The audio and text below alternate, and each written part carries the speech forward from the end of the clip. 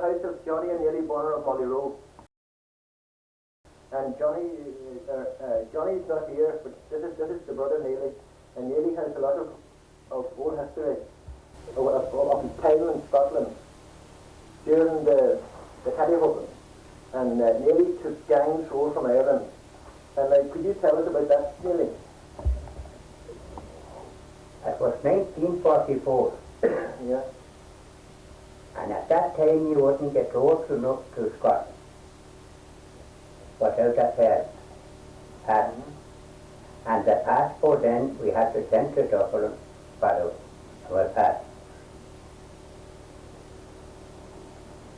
So I was gathering Tatty hoax, and it was very hard for to get them across. I had to travel the whole way to Dublin and collect my passport and got across the water. You were to Dublin to collect your passport, or going to collect passports for the other people that you're taking across?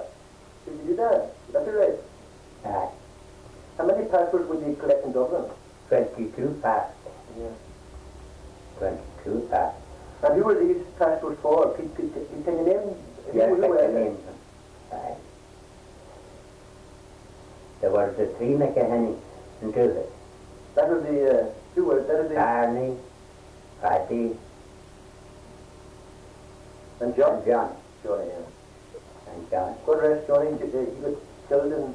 No, there was John Vicky. Or Michael Vicky. Michael Vicky. John like Grassy?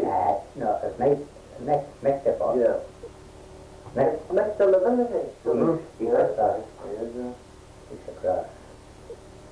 So I had mixed with me, and I had Corn down to the Neely Bui. Yeah. And Oh my I God, had- who's that? His other father. But that's it, correct, yeah. And I had the three Sharpies with me. One Sharpie, Paddy Sharpie, Corrie Sharpie. And where are they from? Tarnamore. Oh, Parliament. Yeah. Tarnamore. Now around my own area here, I had my two brothers, Yeah. John and Ed, Yeah. and my uncle Ned, from around here. But I forgot now, I had Charlie McCready with Shall why, yeah? me. I had him with. What time would you leave to go there? What time of year? Well, this time of year was over the earlier. The 4th of June. The 4th of June.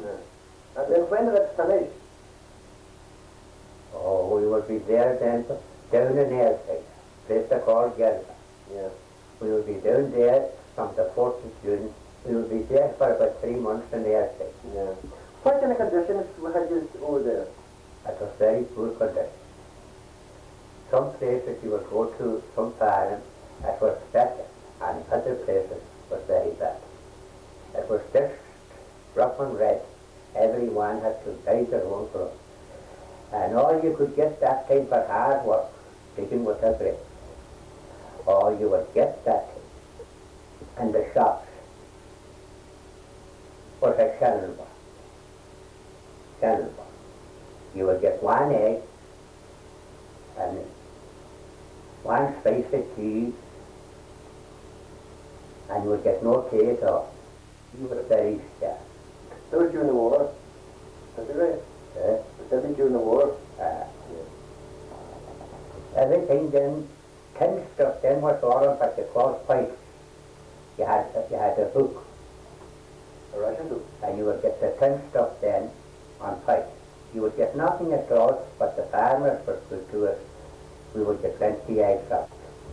How much would you get for that 5 months that you worked there? Or were you paid by the week, or were you paid by the month, or were you paid by the term? We were paid by the week. And there was 2 different wages in it. The ones were picking the tax, gathering the tax. They had only £2.10, £2.50 now. That's what they had for picking. A week? A week. That was too bad, wasn't it? And I had myself for garden. I had £7 a week. That's good. And then in 1940. Aye, but that wasn't, he just gave it to me because he seen I was good and I had good experience. Well, you left in 1942, you said, so that's the two numbers. And you got £7 a week? £7 a week. And Did then, the farmer give you the money, or did you pay the workers that you go over, or did the farmer pay them? the contractor would come to potato nursery, would come to the scene on a Friday and hand me pay books. Oh, yeah. Put all their names on the pay books. And then the way I was getting £7, he wasn't allowed to give me 7. So the way I was getting the £7, I was only getting £5. Then he would put his hand in his pocket and give me the rest. So there's bonus, £2 of bonus for good work. And I told him I wanted that done, that I was going to pack up and bring the whole workers, all the workers with me to another contractor if I was going to be paying tax. So he said, the only way I can give you the tax, he said, is off my own pocket. So it was very kind to do that. So when we were finished then in the elsewhere, he came back to the lake places. That was the machine then that was out there, the digger. Then I had to put up what they call stems. A branch here and a branch there, and give every one so much yarn. Oh, yeah. That was peaceful. Aye. You step the whole drum from one end to the other, and maybe you got 300 yards. You had to make that up then. And what was that? Go on every one of the guys. Is there any question you'd like to ask Neely something? No. About that? Huh? I know about the stance I was had myself. I know all about the stance thing. Oh, they were wrong. Thanks and patterns put your hold to that. So, that was, so the conditions of, was there men and women at the Tatty hook? There were no women at the only person in the camp. That's all was that. Was there any more women in the field, or at the farmer? No. You were the only people within that farmer? Aye. And you still did from farm to farm, that's it? From farm to farm. The contractor would come round early and May, and he would buy so many acres off the farm. Were there many more other men like you going over from the Rosses? Did you know many men that were to go? I knew a lot from the gangs or the customs, was that what the following gangs went to Tatty hook? Well, there were nobody from the Rosses, but were from Ireland North. Oh, really? And who were they? Ireland North. Well, anybody in Ireland North? One of them was Joe Green. Yeah. They called that place too, an iron for a while. Joe Green. And then there was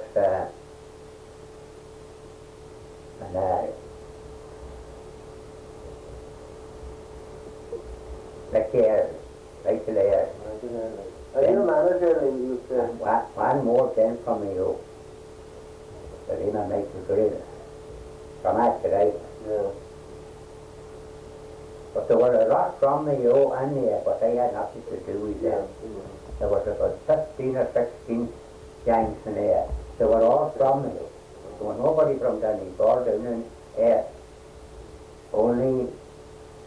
What kind of people were from the O? What kind of... Did you meet them or did you I talk would to them? meet them people in the town on a Saturday night. I was going to a couple of shows and I would meet them on the front and I would tell. Because he wasn't allowed to take nothing and a pub on a son. He had to go to a hotel. Or else a working club. So I'd meet them all from there. There was another fellow from Ireland too, but me now I forgot about it. Paddy Tally McHugh. He has a pub in Ireland. Tally McHugh. Had you any bad experience You had to have great experience. No, I mean bad, had you any bad times or did you feel that there were, are there better times now or did you feel that bad times were good times? Or? Oh, you what? They're gone away with that now. You see now, they started now. 2 men will do all the work now. They have a machine now. And the 2 men one driving the tractor and the other taking the bags off the machine up on the tractor and throwing them and throwing the bags down. They're all now gone like that. They dig 2 drills up, 2 drills down, and they dig 8 acres a day. When we were only digging an acre, we said. But they had to be well dressed. You had 2 bags. And when the potatoes were finished, what did you do then? Did you come home or did you go on to do something else? Well, it was up to yourself. The contractor turned around and he said to me, well, Neely, he said, I'm very sorry. You have too many workers, he said, for the one. Because there's going to be now, he says, dressing buses out of the pit. We will put them in the late places for the one. And we used to put on them what you call once they're half. You would put more soil on. And then we would dress them then. But hand rests, and they had to be dressed well for England, because in England they would come back to you again. They were what you call the minister of food would come round to it and tell me to open up 4 or 5 bags. Then they would cut them right down on the ground. A ring with them then, and they would put the potato out on the ring. And if the potato wouldn't go down through the ring, they would put the potato back this way, because they would have so many. And then they would turn them down on you. And how did you grade these potatoes? Had you a screen to grade them, or did you just hand-pick them into the bag? Hand-picked them, no, hand-picked them off the rest. That's good, yeah. Hand-read, and you shoot the rest on an iron thing and you would shake the rest. Yeah. These men were very tight, because in England there were no hand planting. It was all machine planting. And if one potato was stopped, the whole lot of them was stopped. There would be none at all. They would all stop. One potato would hold them back.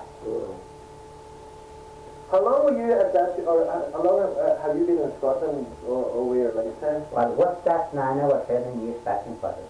You were And he paid my fares round about the 20th of May. I would have to come over on the 20th of May to gather the work. And it's where you would have to go to them days, down to Dunlow on the 4th of June. Well, you crossed on the dairy boat, this famous dairy boat. That was so. That was so rough and the dairy boat was going on, but then it was all gone away with. We were travelling by Arden Ross to Starra. But I would like to hear your answer about the dairy boat. How rough was that? Oh, the dairy boat was terrible.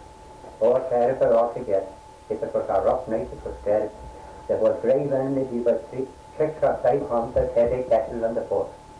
And then the cattle would be going back and forward, and a man in the centre of them cutting them with a stick, and the boat would be back and forward, and the water coming inside.